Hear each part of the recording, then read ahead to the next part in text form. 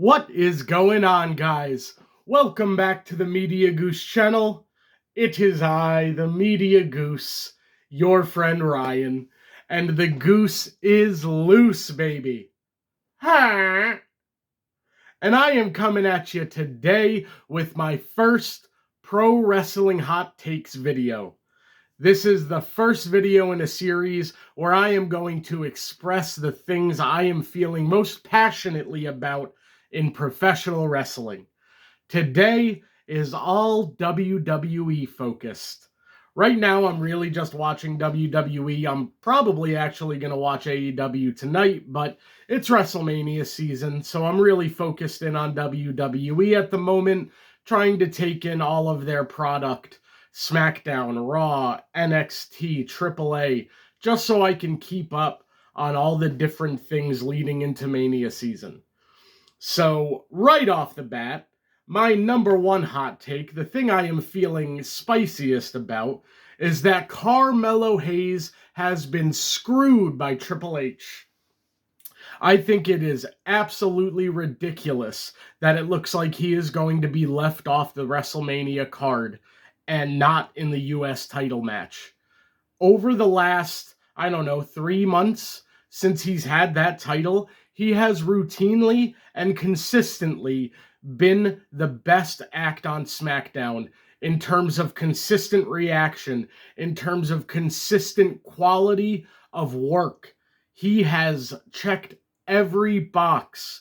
When they put that title on him, it was clearly the beginning of let's see how Melo gets over as a underdog babyface.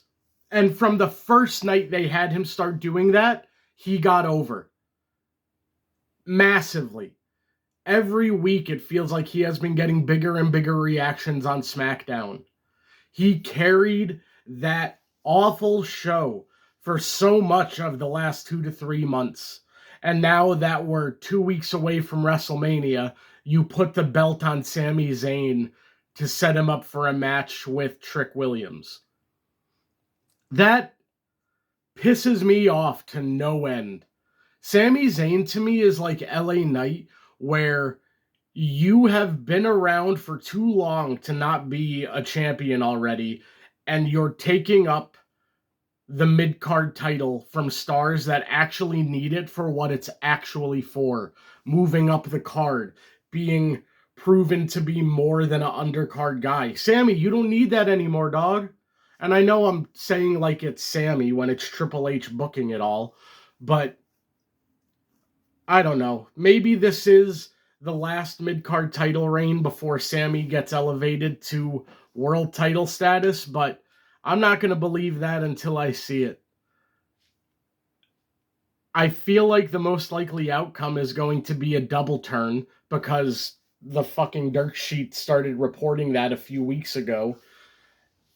And it's funny to me when the dirt sheets report stuff that you can just make a guess that that's the case from watching the TV, but then dirt sheets report it like it's the news. So there's like a fine line of what you can believe and what you have to go. They're just watching the programming and making their best guesses. Dave Meltzer does that shit all the time. But I really feel like Melo was bringing an energy to the US title and the US title scene that was reminiscent of John Cena. And just ripping that off him to go to this Trick and Sammy thing I don't love. I would rather involve Melo as a triple threat. I would rather... The US title actually made a lot of sense for a multi-man ladder match with the amount of people consistently involved in that title scene. Ultimately, I just don't believe it's fair for Melo to not be going in as champion. If you wanted to have Sammy and Trick have their moment, have Melo heading in as the champion against Sammy and Trick in a triple threat match, and then you have the double turn happen in the match, and Melo can be a part of the turn at that point. Like, Sammy does something so despicable, it catches Melo off guard, gets him out of his game to where he's almost like defending Trick, and then something happens, Sammy ends up with the title. I had even pitched a scenario where it was Trick and Sammy and Alistair in a triple threat, where Alistair was like the poisoning the well for Sammy and forcing him into the turn. So there was a lot of people you could have gotten involved in the US title. But no matter what, the right answer was not taking Melo out of the scene. You are taking away something from Melo that he has earned. He has earned a spot on this Mania card when you consider what he has done for SmackDown over the last 3 to 4 months. Now, my second hot take. As teased in my thumbnail, I'm going to talk about WWE versus TKO. So, the roots of this can be traced all the way back to when The Rock came back a few years ago and proclaimed himself as the main event versus Roman Reigns. And then Triple H had Cody win the Rumble anyway, point at Roman like he was going to challenge him anyway.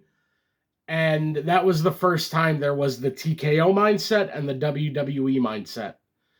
And I don't think I can pull any other exact example where it happened, but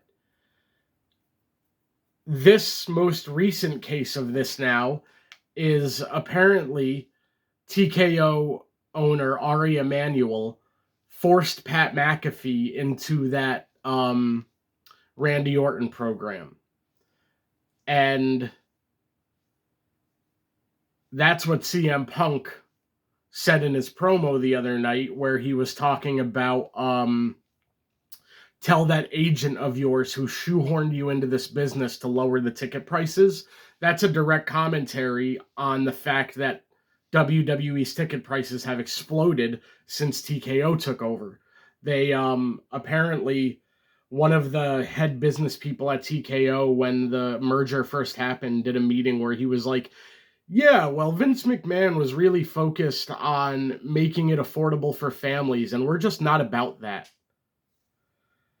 And that probably should have been the first red flag of what was to come. But now, with this all happening, right, and with Punk calling it out, it's starting to feel like a larger story is happening.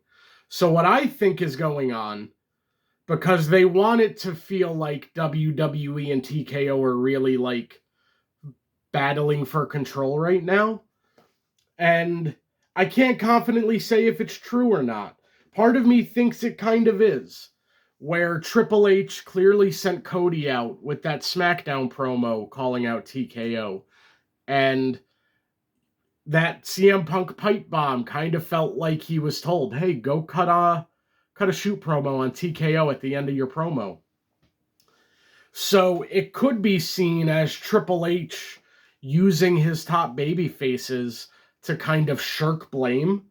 Like, yeah, I think this Pat McAfee thing is shit too, so I'm going to have my two most loved baby faces, Cody and Punk, go out there and give opinions that make it clear I am not at fault here. So, in one way, I could see how it's a shoot, or I could see how it's very well crafted to appear to be a shoot. Ultimately, I think this is a good thing for WWE, the WWE versus TKO feud that is apparently happening right now, because WWE does best when it has real competition. And I know what you're saying. AEW's real competition.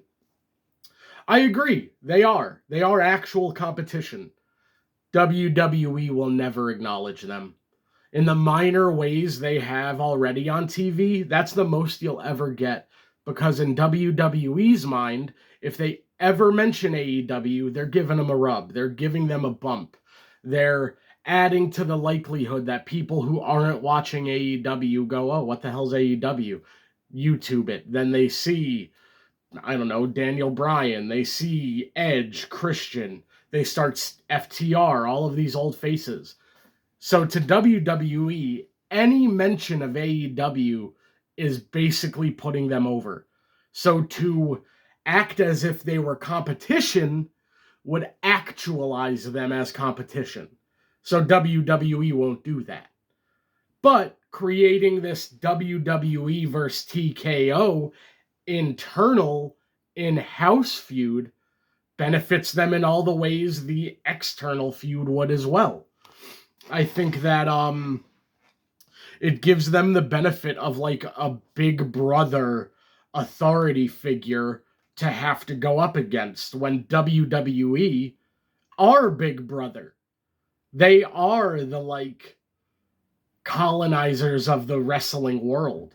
But now there's a bigger bad, TKO. They're greedy capitalists who raise the ticket prices and make us use Pat McAfee and Jelly Roll. And let me be clear to say, there is also a part of this that feels like it's Triple H trying to take all of the bad faith that he has garnered and put it into this story. Like, it's TKO's fault ticket prices are higher. It's TKO's fault celebrities are back. Is it TKO's fault that you don't book your divisions consistently? No. Is it TKO's fault that you have ended more storylines weeks before Mania than you have feuds blowing off at Mania? Is it TKO who decided to take the belt off Melo like I'm complaining about? Was it TKO who decided that John Cena was only going to work 30 dates when he offered to do 200 dates? So while I can see the benefits of creating this story, I'm not foolish enough to naively believe that Triple H is this, like, knight in shining armor. He's the good guy. Look, all of the wrestlers love me. I'm Triple H. You know me. I was in the Attitude Era.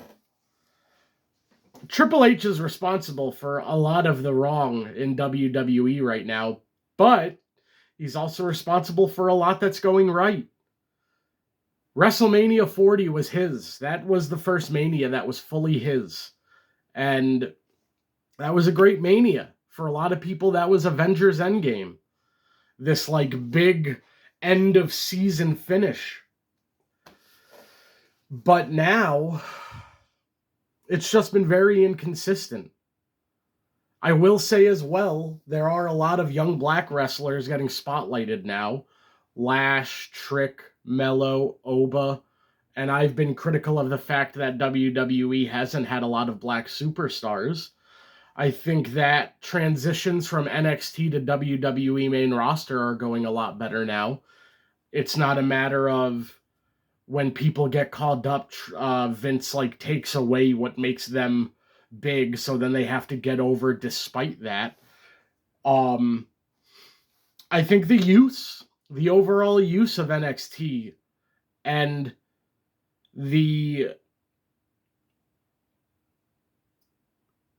just the focus on development since when Vince left, I think it might have been before that, HBK was like the prominent NXT person, and I just really feel like there's a much clearer path when people come up.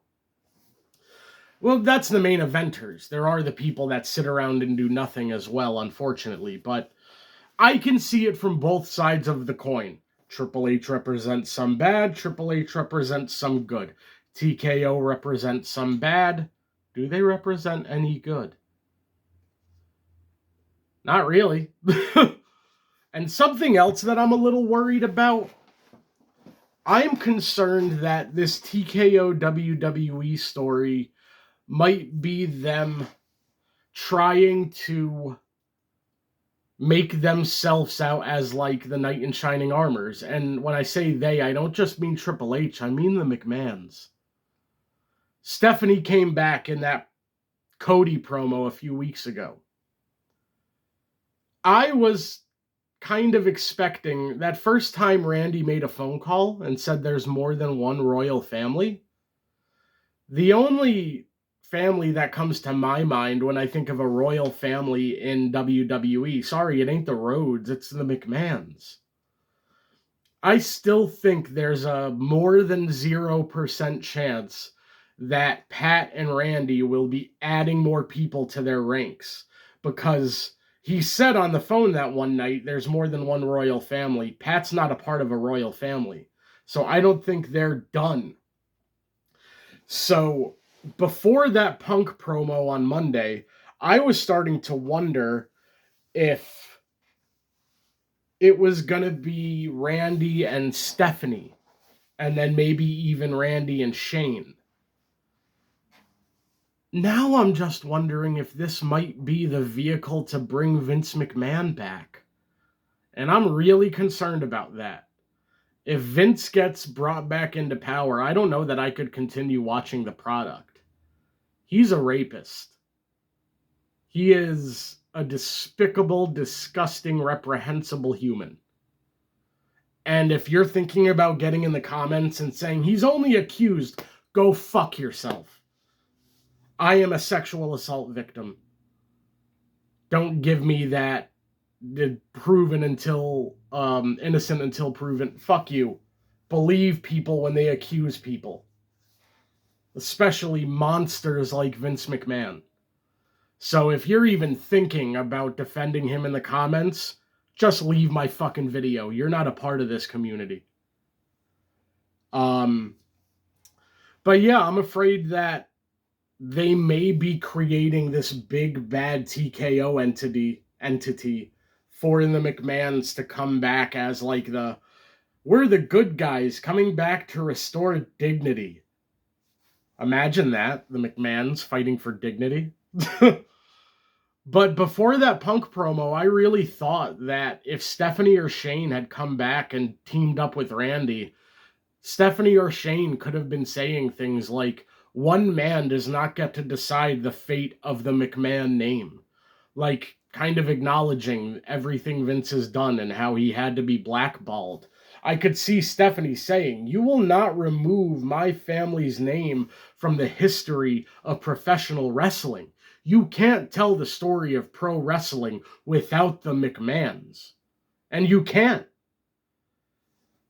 So I think there was something there. And then Punk started getting involved. And I'm like, is this the next saga?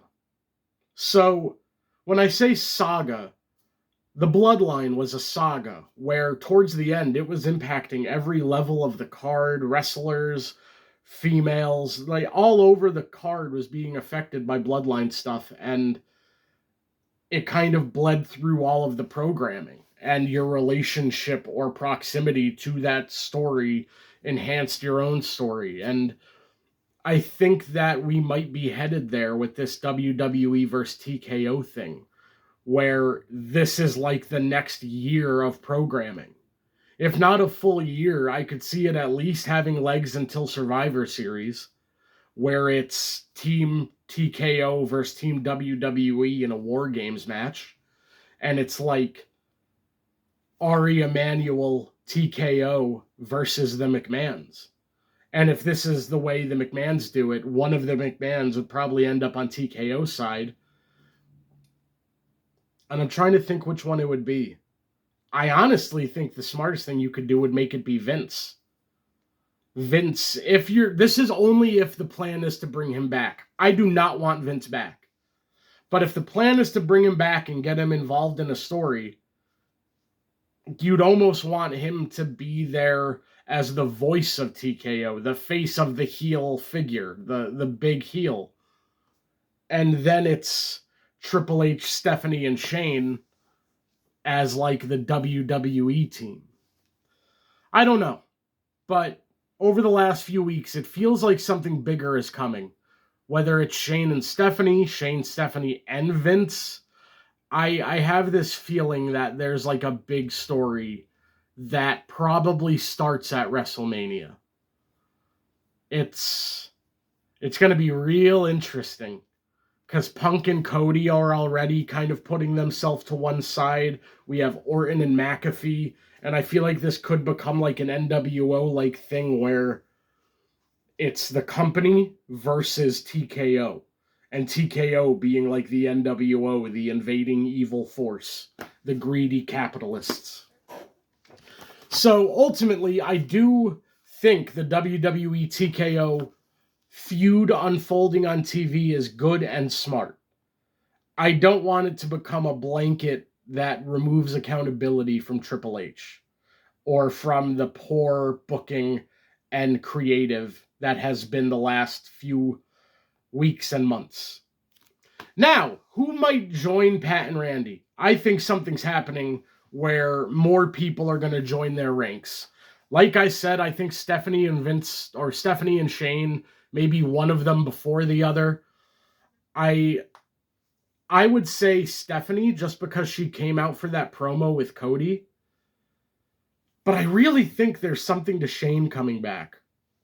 The way Jericho just returned to AEW after all of the rumors he was going to WWE, I could see a thing where Shane goes back to WWE despite all of the reports he was going to AEW.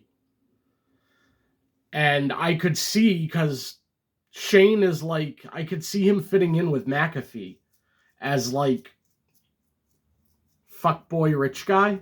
Like, and him, Randy, and McAfee, and I think they could bring in Braun Breaker, another royal family of wrestling, the Steiners. I think Ted DiBiase Jr. will be at Mania. He's going to be in Vegas for, there's like a bunch of WrestleCons going on. He's going to be there for one of those. I could see DiBiase getting involved at Mania to like manipulate Cody in some way. Let's see, what else did I write down? Ted, the McMahons, Breaker, Cowboy Bob, Cardona maybe. And then another name that I have that plays into both of the main event feuds, The Rock. McAfee and Orton are talking about the Attitude Era and like the forgotten stars of that era. The Rock makes sense. If Randy had been on the phone with The Rock, that would have made sense.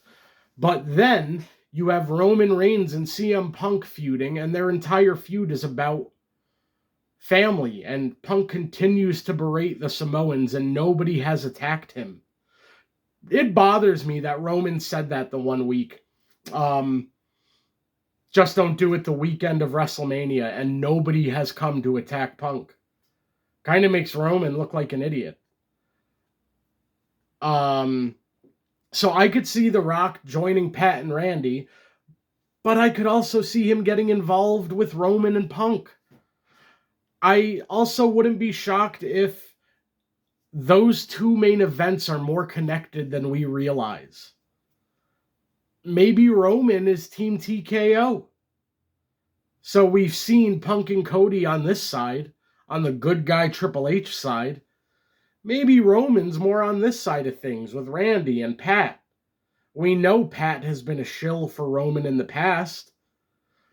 So maybe there's more to be done there. But going to be really interesting because I think Pat and Randy will add to their ranks. And I think they've kind of teased it could be The Rock. I think Breaker makes some sense. Cowboy Bob still makes sense. I want to see a faction, man. There's so many possible factions all over the WWE roster, and when you have so much talent, you gotta start factioning up. That was one of the things I liked about when I was watching AEW, was all of the different factions going on. This is a minor hot take for WWE specifically. Have your younger talent rehearse more. Your promos, your important spots in matches. Too many moments on weekly TV seem like rehearsal takes. Just practice more. Try to get stuff like the lines to talent earlier in the day. Call your matches earlier in the day and rehearse spots, because WWE TV has been sloppier than it should be in the last 6 months.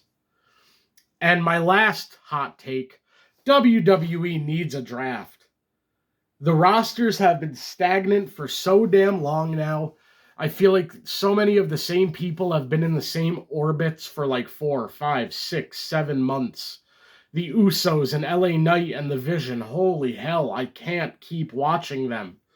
the SmackDown kind of feels like an empty show besides Cody and Randy.